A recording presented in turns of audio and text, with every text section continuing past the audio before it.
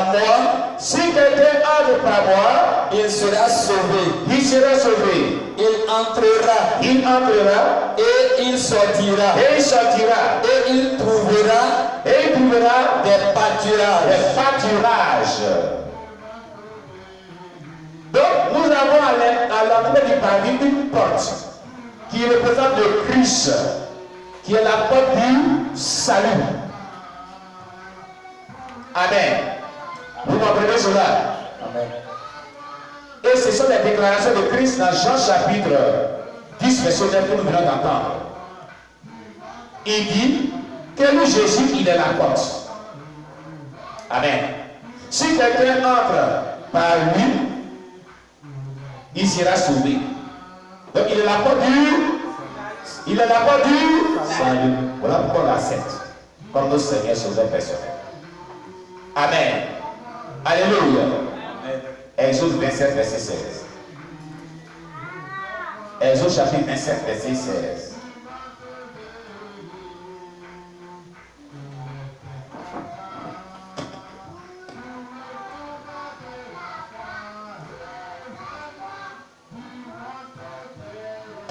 Exode chapitre 27, le verset 16.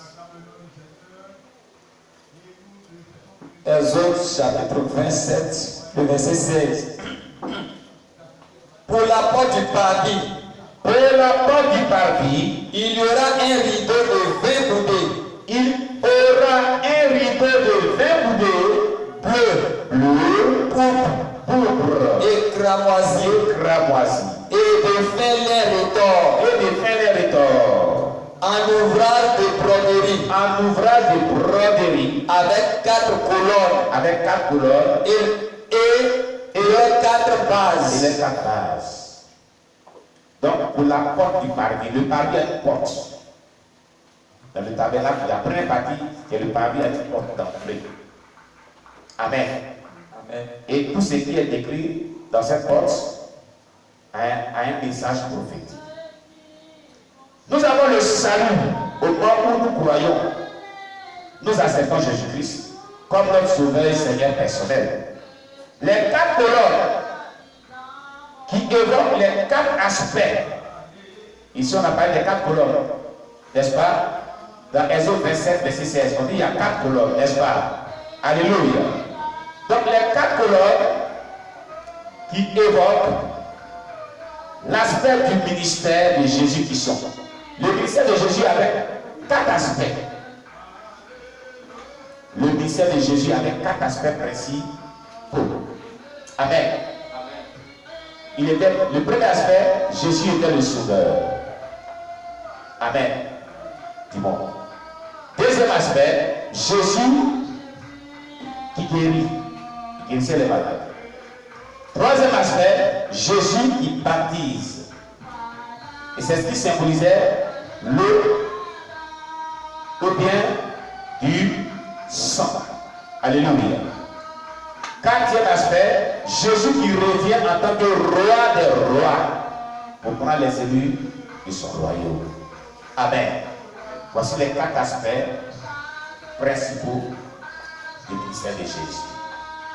Son ministère constitue plusieurs aspects. Et parmi ces aspects, il y a 4 aspects principaux. Amen. Alléluia. Toujours dans le parvis, nous avons l'autel des holocaustes. L'autel des holocaustes dans le parvis. Exode 38, verset 1. Exode chapitre 38, verset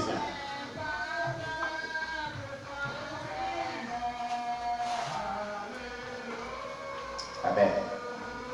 Exode chapitre 38, le verset 1. Il fit l'autel des holocaustes de bois d'acacia. Il fit l'autel des holocaustes de bois d'acacia. Sa longueur était de 5 coudées. Sa longueur était de 5 coudées. Et sa largeur de 5 coudées. Et sa largeur de 5 coudées. Il était carré. Il était carré. Et sa hauteur était de 3 coudées. Et sa hauteur était de 3 coudées. Amen. L'autel des holocaustes représente la croix du Christ. Prophétiquement. Lorsque le pécheur s'approche de Dieu, ce qu'il réalise en première position est que Jésus-Christ est mort pour ses péchés. N'est-ce pas? N'est-ce pas? Voilà. Donc, ici, notre foi en Christ s'affirme sur cette vérité fondamentale que Christ est mort pour nous. Selon Romains chapitre 5, verset 8. Le terre des Holocauste était le lieu où on venait pour sacrifier les animaux.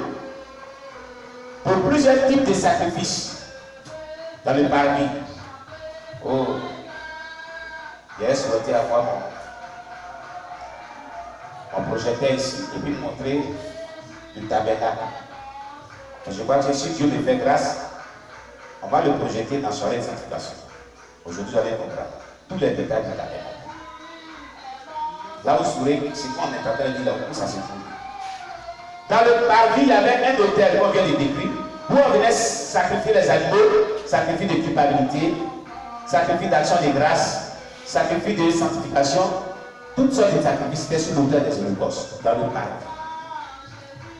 qui représentait Jésus-Christ à la croix du sacrifice, prophétiquement.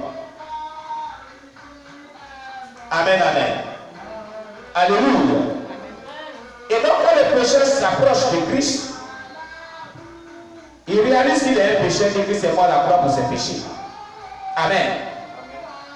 Et cette vérité est fondamentale, que Christ est mort pour nous à la croix. Romains 5, verset 8, on va dire. Romains chapitre 5, le verset 8. Romains chapitre 5, le verset 8. Mais Dieu prouve son amour envers nous. Mais Dieu prouve son amour envers nous. En ce que, lorsque nous étions encore des pécheurs, Christ est mort pour nous. Christ est mort pour nous. Tu comprends cela? Dieu prouve son amour envers nous. En ce que lorsqu'on était encore des pécheurs, Jésus-Christ est venu mourir à la croix. Donc, le Père des holocaustes nous parle du pardon des péchés. C'était à cet hôtel-là que les Juifs venaient pour le pardon des péchés, des sacrifices. Donc, cela représentait Christ à la croix, effectivement, prophétiquement. Amen. Donc, il nous parle du pardon du péché. Romains 3, verset 24. Hébreux 9, verset 22. Romains chapitre 3, verset 24. Hébreux chapitre 9, verset 22.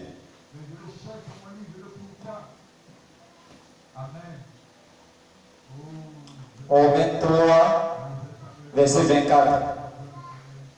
Et ils sont gratuitement justifiés par sa grâce. Et ils sont gratuitement justifiés par sa grâce. Par le moyen de la rédemption. Par le moyen de la rédemption. Qui est en Jésus-Christ. Qui est en Jésus-Christ. C'est par pure grâce qu'on est justifié. Sinon que personne n'est juste sur la terre.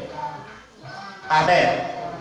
Mais le moyen de la rédemption de Jésus-Christ à la croix, qui est l'œuvre de la crucifixion de Christ à la croix. Donc le thème des holocaustes représentait prophétiquement ce que Jésus est venu accomplir à la croix pour que nous soyons justifiés par son sang qui a coulé à la croix. Amen. Amen. Amen. En même temps, c'était la manière d'être justifié. Quand il venait immoler les animaux sur l'autel du parvis, il venait pour eux vraiment être justifié de par le sang des animaux qui allaient couler. Il devait être sanctifié et justifié. C'est ce que nous avons vécu prophétiquement par l'œuvre de la rédemption à la croix de Jésus-Christ, sa crucifixion à la croix. Est-ce que quelqu'un ne comprend bien ce matin? Amen. Alléluia. Amen. Nous allons prendre Hébreux 9, verset 22. Hébreux chapitre 9, verset 22.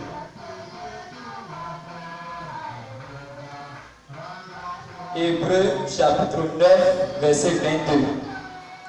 Et presque tout, d'après la loi, d'après la loi, est purifié avec du sang. est purifié avec du sang. Et sans effusion de sang, Et sans effusion du sang, il n'y a pas de pardon. il n'y a pas de pardon.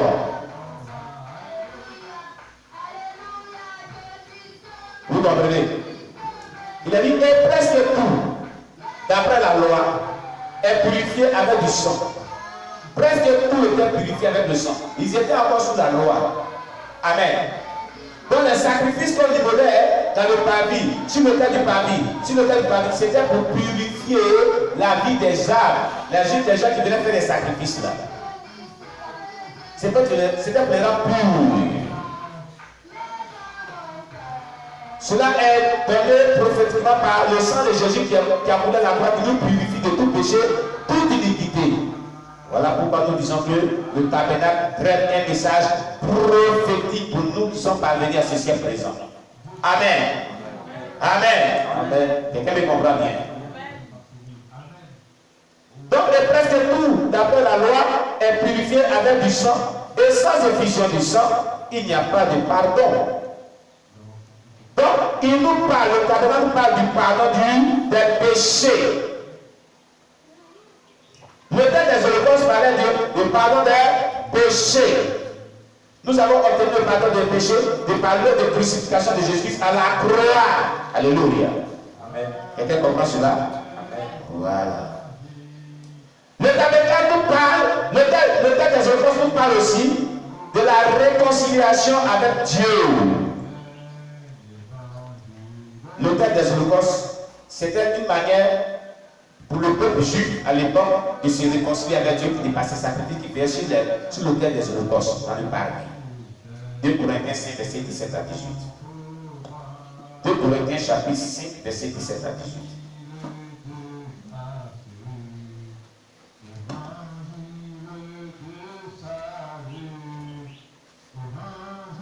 2 Corinthiens chapitre 5, verset 17 à 18. 2 Corinthiens 5, verset 17 à 18. Si quelqu'un est en Christ, Attends, doucement. Ils n'ont pas dit si quelqu'un est dans le monde païen. N'est-ce pas? Mais si une personne est en Christ, ça veut dire quoi? Une personne a accepté Jésus-Christ. Mon cher, c'est pas ça. C'est ça. Être en Christ, c'est le fait d'accepter le Seigneur Jésus-Christ comme son sauveur personnel, de tout cœur, de toute âme, de toute sa pensée. Amen. Il a dit cette personne fait quoi?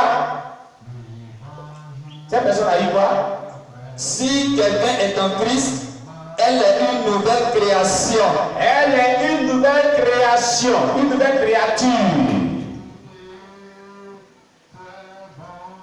Continue. Les choses anciennes sont passées. Les choses anciennes sont passées.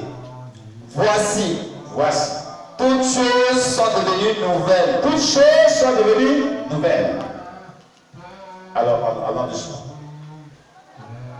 Les choses anciennes sont passées. Les choses anciennes sont passées, c'est quoi? La vie du péché. La vie païenne. La mauvaise conduite que tu avais en temps normal, si tu deviens en Jésus-Christ, cela doit vraiment passer. Tu dois vraiment être transformé. Tu dois vraiment être renouvelé. Tu dois vraiment te repentir de tout péché, de toute iniquité. En temps normal. Alléluia.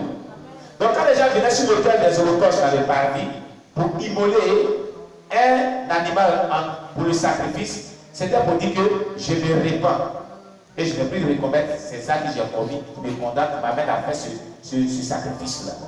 Donc je suis maintenant dans le Seigneur, je suis maintenant à la disposition de l'Éternel.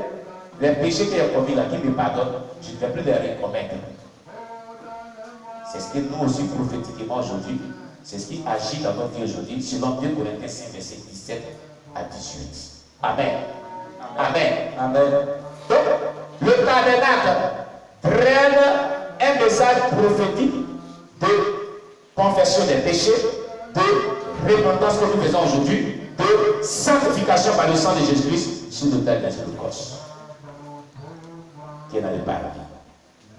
Quelqu'un comprend bien ce qu'il est dit ici? Amen. Continue le verset 18. Le verset 18. Le verset 18. de